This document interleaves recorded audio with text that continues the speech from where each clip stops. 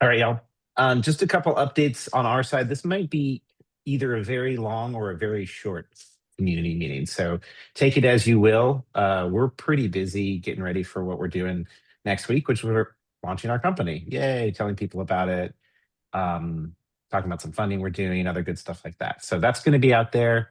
There's a bunch of stuff kind of making its way into better shape. Some of it, like the docs and our public handbook, are getting an update. Roadmap and changelog have been updated. Move things over to GitHub discussions so we can have more of them more easily.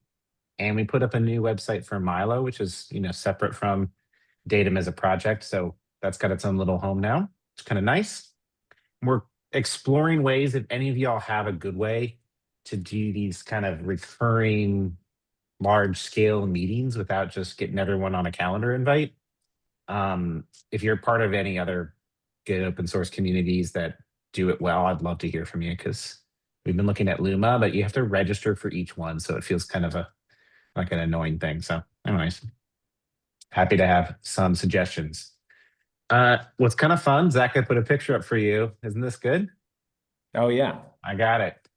So next week, we're going to have a bunch of stuff going. We're going to launch our product behind a wait list. So we'll start to invite some of y'all to play with it for real. But first, we got to ship a bunch more stuff. We're going to talk about that a little bit later in this meeting. And appreciate any support. We'll be doing a bunch of stuff on LinkedIn mainly, and blog posts and that kind of stuff. So if you're out there and you do that, appreciate a nice, I don't know what the kids do these days. I guess you got to put the link in the comments, right? That seems to be the thing. Yeah.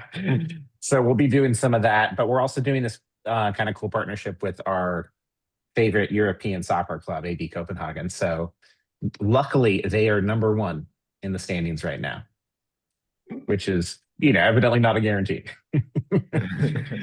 But they're doing great, and we got our name on their shirts, so it's going to be a lot of fun. Cool. I'll treetop this, and Zach, Drew, feel free to jump in. We've got more and more green check marks coming in terms of functionality. We got some UI work we got to do on a bunch of these things. But basically, if you were here last month and remember, this is pretty much like what we were trying to do with a few little adjustments, mainly our work with Envoy's AI Gateway. We're just going to need more time with that.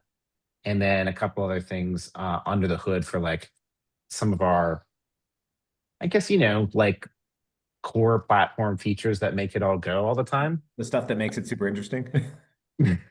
Some of that needs a little bit more of this and that. So we're getting through it. We're getting to our 1.0. Our goal is to get there for both Datum Cloud and Milo at the end of this year. So we're gonna keep chopping wood on that.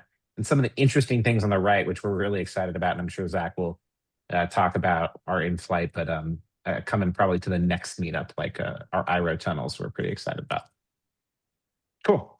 So we're going to do some previews today. And by that, I mean, Zach Smith is going to be doing previews. And by Zach Smith, I mean Zach. So before we do it, let's just ask New York Zach to chat for a second about, DNS and domains, and then we'll maybe go into a little show and tell. Yeah. Sure. Yeah. Can I start with domains?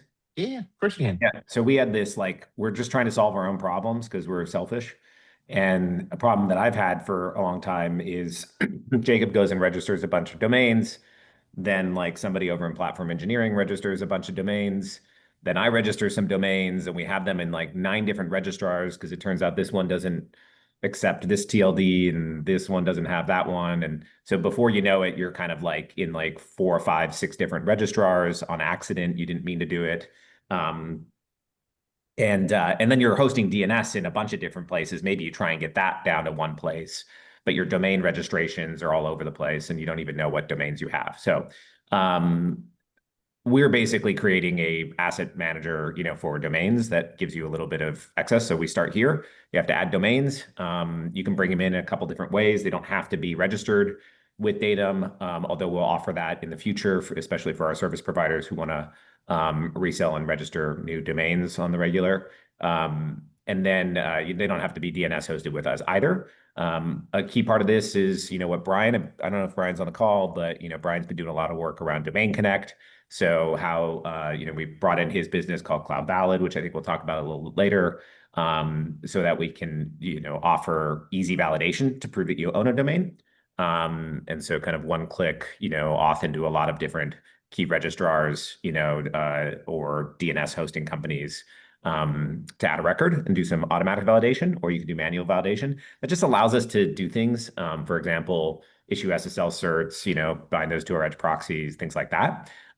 Or you can just keep them for permissions and group control, so that you can have a modern API and user access control with good RBAC against your domains. And we offer a little bit of health checking to tell you kind of where it's registered, when it's expiring, where the DNS is hosted, a couple other things about it.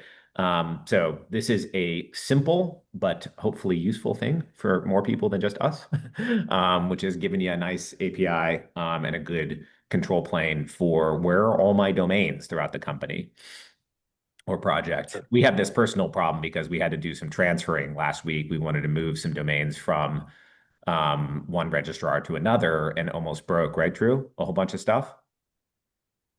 Yeah.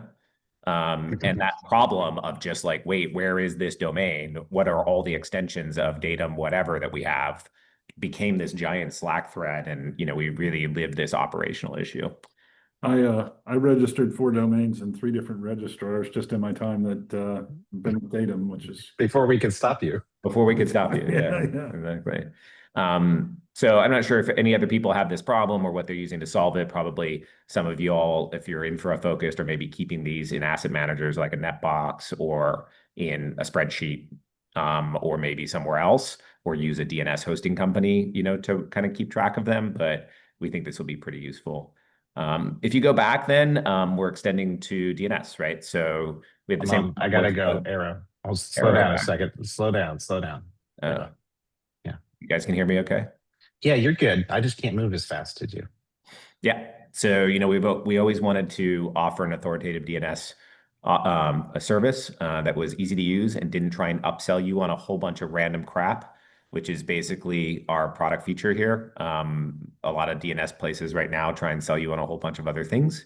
We'd like to make that easy. Again, coming back to super strong group control permissions, RBAC, like who can touch a DNS record, how do we keep track of it, what happened, audit logs around it, basic, what I'm going to say, SaaS level details, but for your authoritative DNS. So this is, I don't know, are we going to talk later about architecturally some things that we've done to make I this think we're going to get into previews and demos and Cool. stop looking at slides, and maybe we can chat about it. Yeah, but an important part of the experience, we feel that people onboard through domains, Point DNS, allow us to help them with their traffic. And then we can start managing that through kind of our proxy layer globally. So super excited to get that out, and mainly to consolidate all of our DNS hosting. Gotta do it. Yeah. Cool. All right, Zach, your turn. Cool. I'm SF Zach, as you all may know. I try to wear the hat just to make it more obvious. Super clear. You steal my Super glasses. clear. I have the clear glasses. Wait, where's your other glasses, bro? You got No, I put these on just to match Zach. I'm trying to match him every day. It's supposed to like make him feel more confident in me or something like that. I don't know. Or more like weirded out. Like, Yeah, that's it. All right, cool. Well, let's see. Let's jump in. I'll get to the boring stuff first, and then we can do a quick live demo. Can everyone see this screen okay? I can zoom in a little bit here. Okay, so Datum authoritative DNS, this is kind of a high-level architecture of what it looks like today.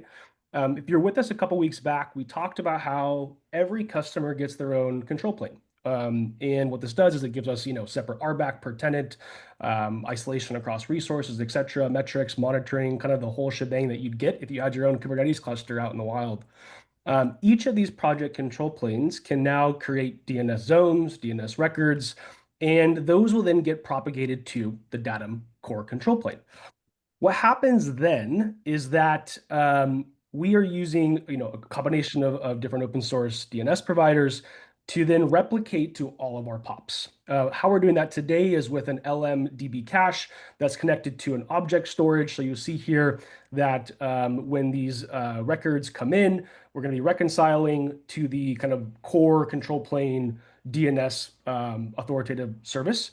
And then, of course, that will get sunk to all of the edge proxies, edge POPs around the world.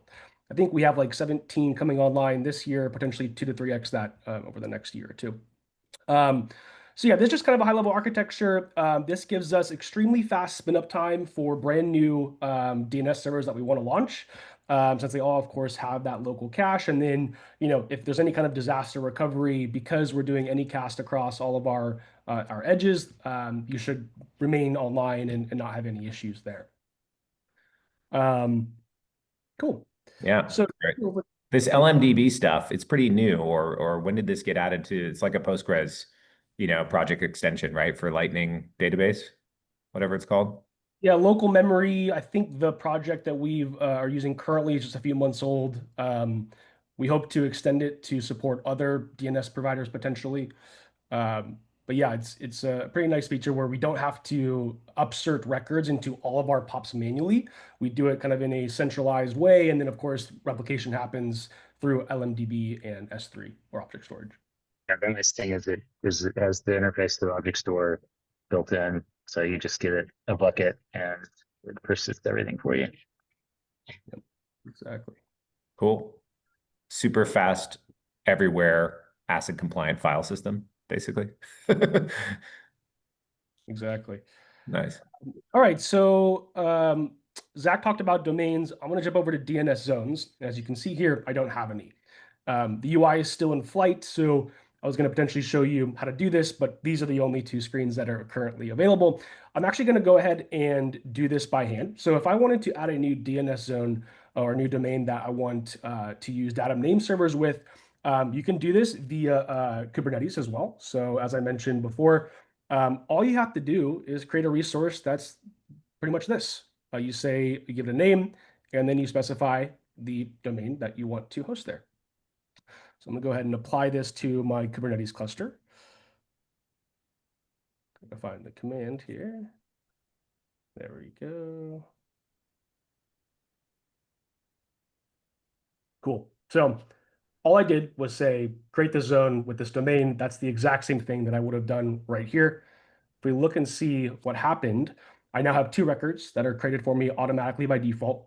We get the DNS host information that's currently the source of truth. And then, of course, when you're in here, you'll also see, hey, here's the name servers for Datum. Please copy these over to your registrar, and then you're good to go.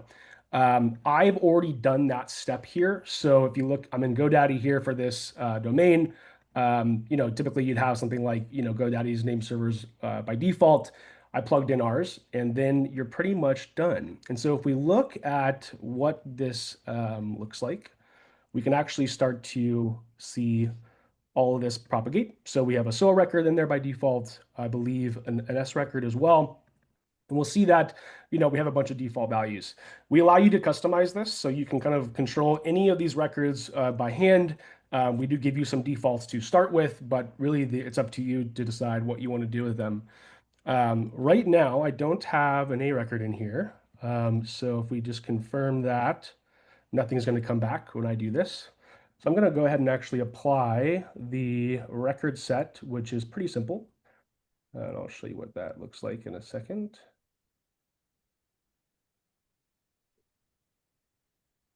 Cool. So I just basically said, www, point that to this IP. If I do a dig now again for that, we should see that it's already been propagated. And that would ideally be global propagation as well.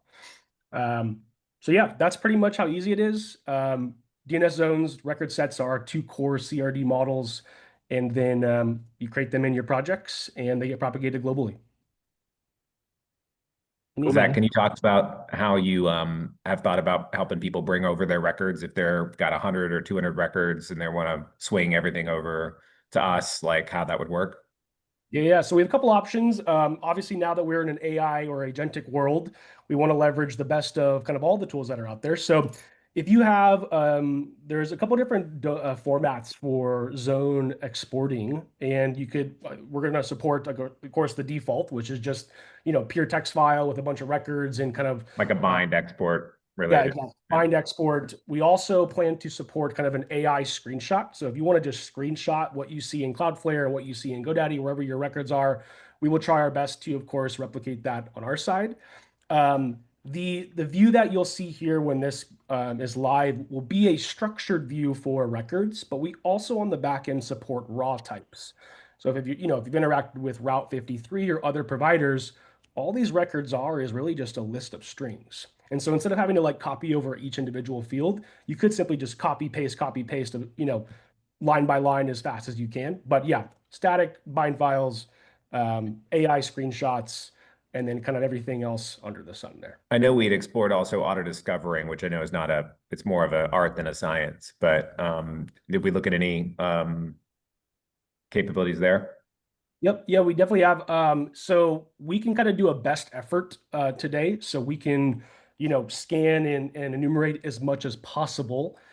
You can't enumerate everything. And so that's where, it's really just best effort. But we think that that should be able to get us a good chunk of most people's basic records, Yeah. at least as a starting point. And if we can do more with our Domain Connect, open standard, ideally will allow you to OAuth and slurp stuff up, but not everybody wants to support that. So, I think that there's some opportunities over time to make this more transferable without reverting to, kind of bind zone export files and best effort AI screenshots. But that's what we've got. So we're going to give a couple different ways, and hopefully, we will absolutely support really strong API, really strong exporting formats. So if people want to move their DNS records to a different provider, like that should be really easy. Cool. Hey, man. Thank you. Hey, Manish, I got you up next on Yeah. some MCP. Do you want me to share? You want to share? How do you want to do it? I can share. Okay, cool. Yeah. All right. Okay, so we've talked about domains. Just want to get into how with our MCP server, we can actually do all of this from within MCP or within Cursor, I should say. Is this basically so that every network admin and platform engineer can get AI? Yeah, that's right. You can live within Cursor. So let me share my screen. And we got Cursor here. Right, you guys can see. And How many people on this call are actually using Cursor? Is anybody using it? I am. Yeah. It's pretty good, actually. yeah, it is. I must agree with you there, Brett.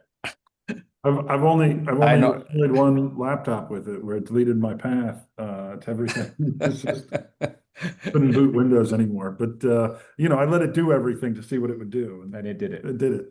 Instead of star, you said there was a space between the star and the dot. All right, so yeah, so with the Datum MCP tool, which is easily installed on Cursor, as you can see here, Cursor settings, and we have a bunch of MCP tools here. So I've currently disabled a few because there is an 80 tool limit in Cursor. Performance will go down, and that's where I have disabled Supabase and the AWS Labs API MCP server because it's really informational. So it's just a reference. If you this one, what I've enabled is Datum, Vercel, and Grafana. All of these. So Datum exposes 6 tools, APIs, and we just talked about domains. So I like to do this like a cooking show. So What does that mean? What that means is I will start the recipe and then I'll show you I think the the answer finished is more product. butter. I think Usually more butter. Okay, I'll so put it in the oven and then take it out of the other oven. exactly, We're done. exactly. So if I say list domains, my project, for example, right? Now you've already authenticated at this point, or how does the authentication? Yeah, so happen? authentication has already been done, right? Okay. Yeah, and it's all built in and it's refreshed, right? So that we have a little bug there, but that's fixed, I believe, in the latest release. So it should auto refresh just like every other MCP tool out there. So here we go. We have the following records. the domains I have registered. This LKMS domain was registered with Vercel, and then I moved it over to Datum. The name servers are still at Vercel, and as soon as our feature that Zach SF was talking about makes it, we'll be able to move all the name servers over. Now here's another domain that's in the midst of being verified that I created. And if you can, you'll see all this, the information about like when's the next verification attempt, right? And for example, DNSSEC, my favorite topic, it's disabled. That's your second favorite topic. Manish. And so now if I want to create a domain, I could do that, right? Using Datum MCP. The misspelling. Oops, that should be fine, I think. Cursor will Now, correct this isn't me. doing a registration of a domain. It's just No. adding Yeah. it to the Datum. Yeah. Yeah. So they just did it, right? Example test.app, right? And it'll show up on my portal. So I have a few domains, my personal orgs. Okay. There you go in this project. Domains. There you go. Yeah. So there it is, right? Doesn't know anything about it, but there it is. Because it's And- completely hallucinogenic, or because No, because it's fake. It's fake, totally fake. Yeah. But if I have a video, but anyway. But eventually, if you did register that domain somewhere, Yeah, the yeah. domain, we're going to So- see it and then allow you to validate. Yeah, and that's what happened with the LKMS.app, where I registered it at Vercel through Cursor, but I couldn't do the registration itself through Cursor with the Vercel MCP tool. It's kind of doesn't allow you that yet. But you could manage your domain, like updating the records and stuff from Vercel with a Python script, right? So if I said manage domain, lkms.app, right? Using Vercel MCP, right? It'll generate some Python scripts for me to run. I'm not paranoid, so I don't let it do anything on its own. You don't just give it root access, Manish? Impersonate me to your heart's content. So this is what is generating actually Python code for you to do all of this, right? Verify domain, whatever you did, like either manually or through what we would do for domain verification using the Cloud Valid integration. This allows you to do that. Sorry, Manish, I've lost the thread. What are you trying to do here? So I'm trying to manage so for example, to enter the verification for the domain, right? On Vercel, where I originally registered Right. this lkms.app, right? Right. So if I wanted to manage it at Datum, I would have to enter the TXT record, right? Transfer. Yeah. Yeah. And so if I wanted to do it, I could do it via the Vercel MCP tool. I see. Wow. It generated code. Generates you a script to do it against. Yeah. Yeah. I see. That seems like a ghetto fabulous MCP. Yeah, it's not that great. Yeah. All right. It's Well, like ours if you isn't see like the tools. No, ours isn't. So ours is way better. So if I can list APIs here. This will give you all the tools that are available for Datum. Because the tool is APIs, it will go to the right context and go to Datum Right. MCP. So I don't have to All right. Cool. specify that, right? All right. So it's going to go do all of that. See, and now I could go into any one of these. Basically, you don't have to be a kube expert or a REST API. No, not at all. You Yeah, basically add in exactly. this MCP and can start asking it questions. Yeah. now I can actually, from one of these, I can pick like, okay, list HTTP proxy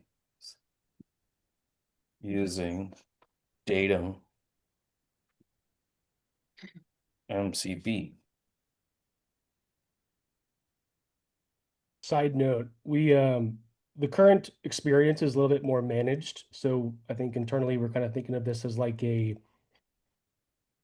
light mode or a simple mode. And the plan is that we also would have an advanced mode. So if you want MCP to be able to, configure, mix and match across any API that Datum has, Yeah, use at your own risk, you can totally do that. that's right. We want to have a little bit more of a curated experience where you don't need to know about any of the internals. You can And just work your way through it. yeah, and that actually will work also for, like, for example, the new, to develop the MCP interface for like agents where there are well-defined tasks for agents to execute. And that would be awesome. And then it would be all intent based and you map to a task, right? Like a content switching policy and load. Makes sense. So yeah, so here's our the proxies, and now I can say test Vercel app. So it's going to generate traffic to it and come back with a report.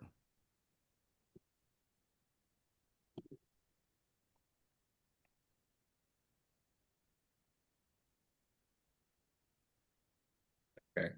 Is there a way to make cursor not be verbose? Good question. I like The two things that I immediately pop out to me is like, wow, super interesting. So I don't have to learn how to use an API. Right. But it's like got a lot of verbosity, and also can it autocomplete variables or return back strings, like UUIDs. Otherwise, it feels like there's a big, opportunity for messing things up. Maybe it Right. has a different question, but for me, that feels like neat, especially if you want a summary or to get information or what's the status. But if you want to use it, Yeah. it feels like you're kind of like in danger zone. So you mean if you might enter the wrong UUID when you're referring Yeah, to two a domains spelled specific, almost the right? same. You Right. list them out like it's, you Right. spell it wrong. It goes and does Oh something yeah. weird. Cursor will definitely let you do something weird. Right. Like it's not if you let it go, the guardrails are off. It will. So is that why, Zach, you're talking about like kind of simple mode or like guards on mode, right? Yeah. Yeah, it Yeah. also matters on which model you're using. Like, so if, I use GPT-5 thinking, and so it's constantly just ripping through text because it's trying to think and reason, right? So it depends on which model you're using. I mean, we're trying to keep the context window pretty narrow from an MCP side for exactly what you're saying of like, how do we Right. only the information it needs and nothing else? But yeah, it's a common problem in the industry. Yeah. Eduardo, you've been raising your hand. Sorry, but Yeah, go ahead.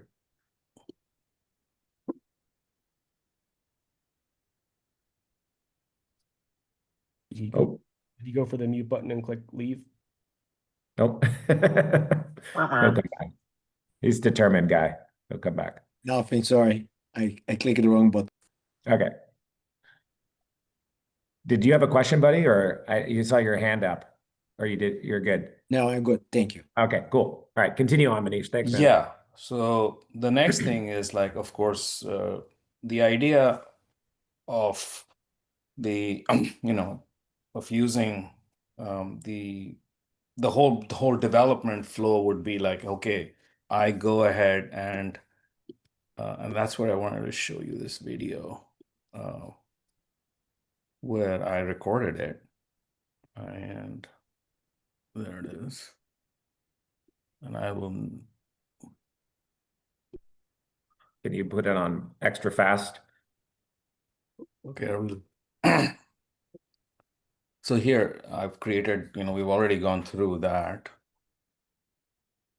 Are you able to bump up the quality? Oh, I think there. Oh, it's okay now. Yeah, it was a little bad.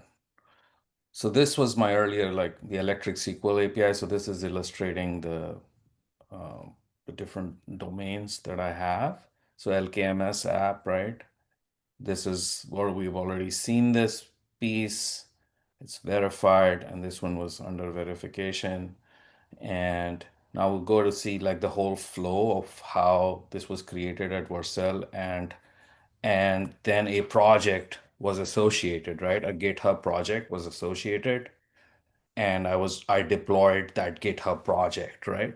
So any developer can actually take this Vercel app, deploy it, and then you can put a proxy in front of it and put a WAF in front of it and protect it, right, to the latest and greatest, based on the, protect it against the latest and greatest, latest, not the greatest, but the latest threats out there. So this is giving you kind of the context of what a developer would go through,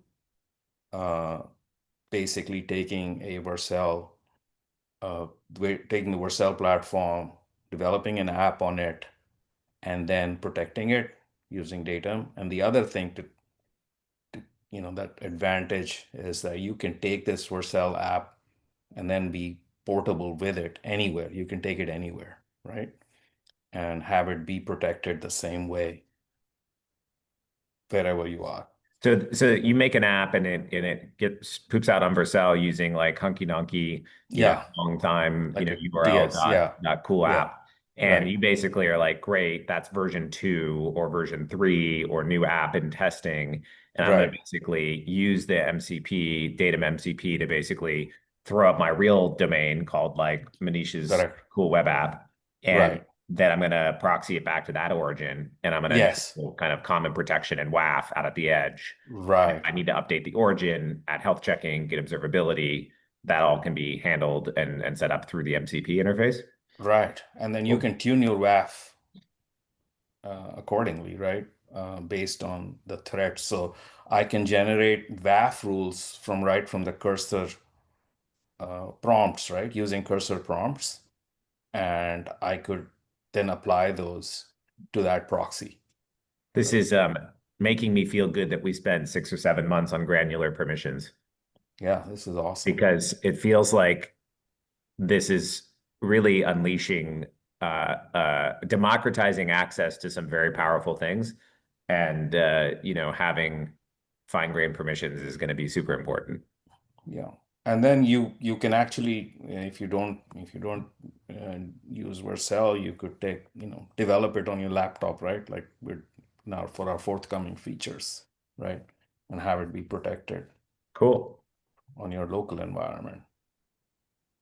So I'll stop there. Yeah, I think we can probably stop the video. No, I think nobody can read the scroll of cursor. It's the same thing that we have gone through. Yeah. Like, it was just in case. I need dash, summary of the Vercel of the MCP, Output, yeah.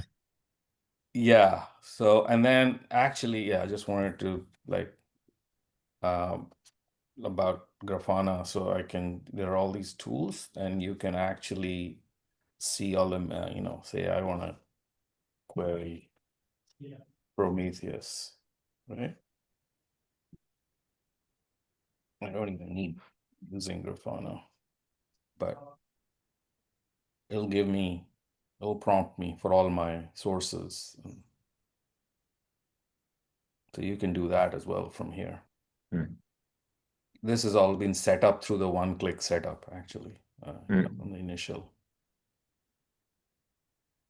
Cool. Awesome. Manish, I'm going to ask you to stop sharing so I can do. Yeah. Hey, Josh, you want me to show my slides for this WAF stuff, or you? Okay, let me drive. All right, we'll move on to WAF, or as Manish, I love how you say it, WAF. It was good. I like. All right. Hey, Josh, tell us what you've been hacking on here with the WAF, and maybe give a little context. Yeah.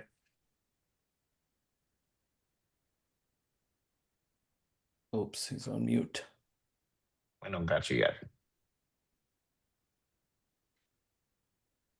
How about now? I hear you. Yeah. Sorry, my Zoom has switched to my laptop microphone, which is over there. Totally not convenient. Yeah. So as you know, we've got a fleet of Envoy proxies across the world, currently programming through the Envoy Gateway controller. And That's we recently added quite a few of the Envoy Gateway Extension APIs, so you can do like security policies, and traffic policies, things like that.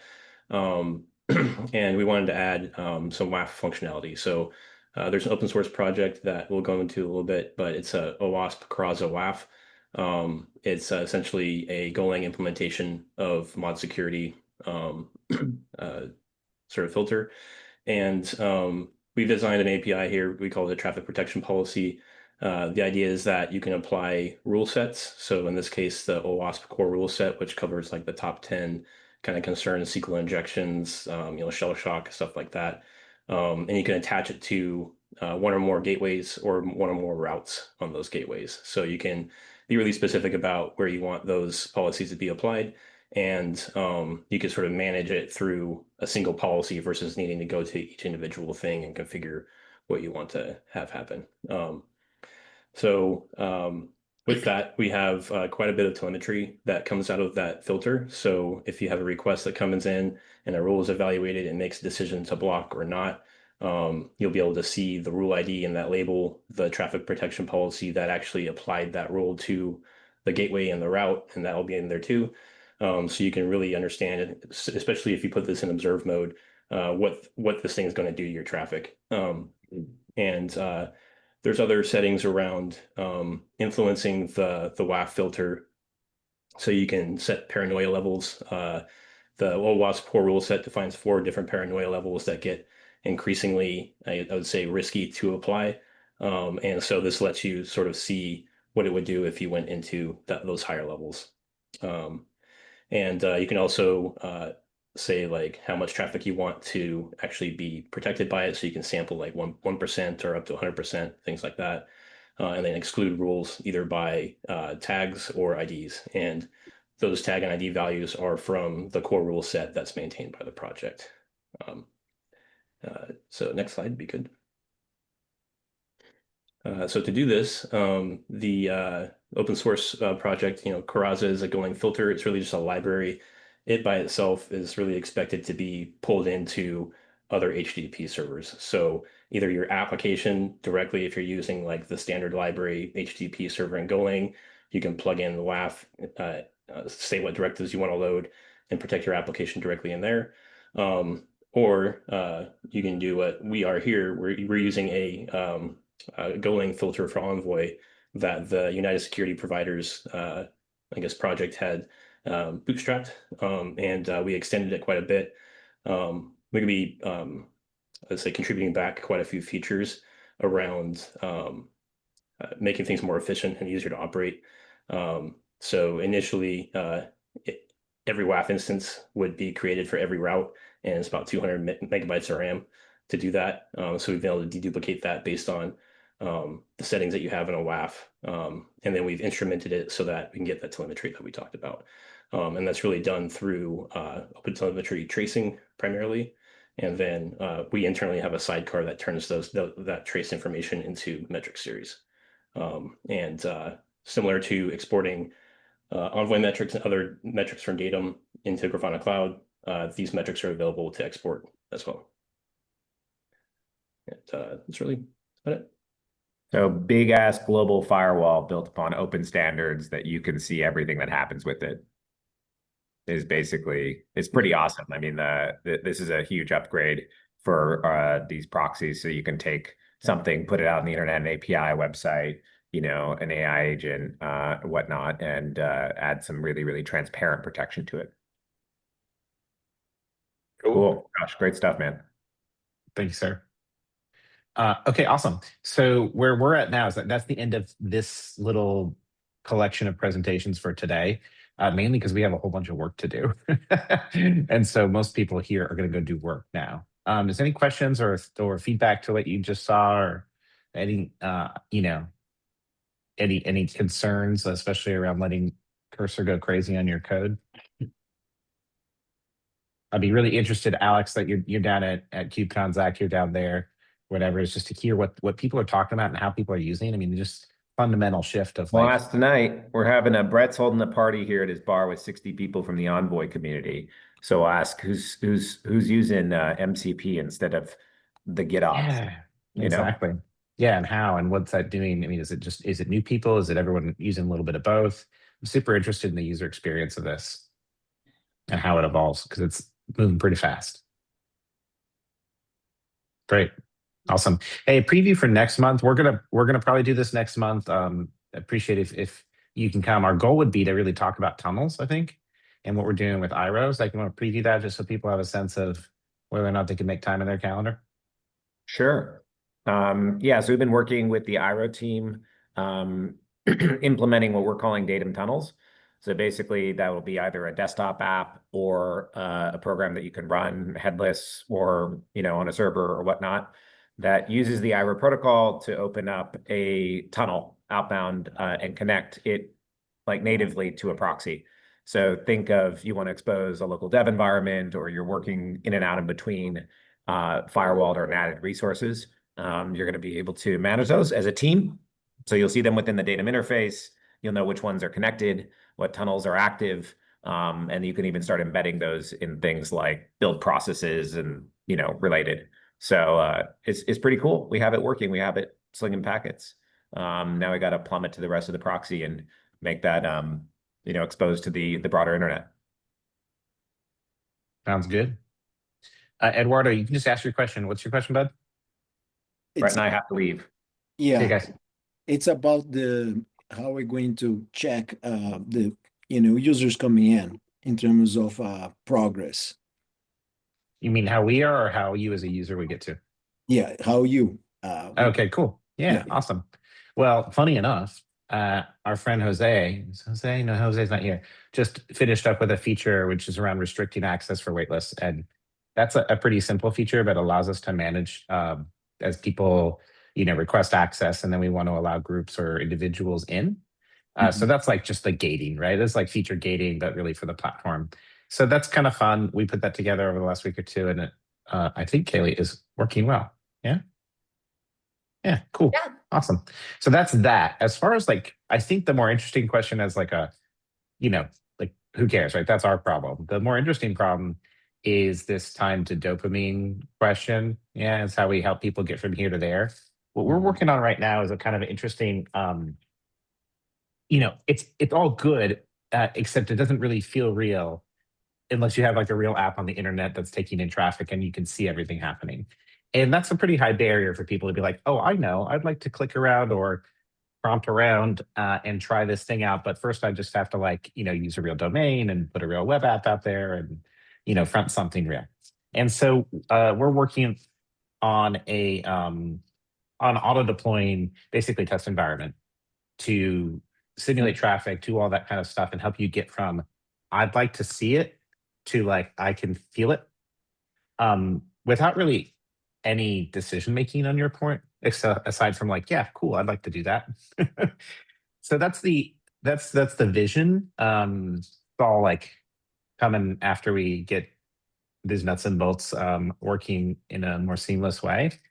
But I think that's going to be pretty fun, especially for people who are new to slinging packets and dealing with proxies, right? Yeah, that's cool. And do you thinking and adding any side-by-side comparison against Cloudflare or somebody else just to see how the advantage there? Yeah, I mean, mainly we're working on user experience and cohesion versus we have a bigger network, which we don't, And so performance is less of our focus right now and more meeting new builders where they're at. And so we're more attuned to how is a new builder, whether they're new completely to software or new to this area of the internet, how do they get their hands and start operationalizing this? That's more interesting to us than we're better, faster, cheaper. We hope to be cheaper. That's pretty easy, free. And then, easier is an interesting question. I think requires a fair amount of, it's going to require a fair amount of creativity because, as you even saw from Manisha's demo there, it doesn't mean it's simple. So can we help to kind of curate experiences, package these things up? This is our idea around workflows. For instance, what Josh was showing with WAF, there's unlimited rules, right? You could really tune the heck out of this stuff. But a lot of people, just want to be protected. And so we're more thinking about that as a workflow to apply on top of your infrastructure. It's like, yeah, that's probably good enough for me.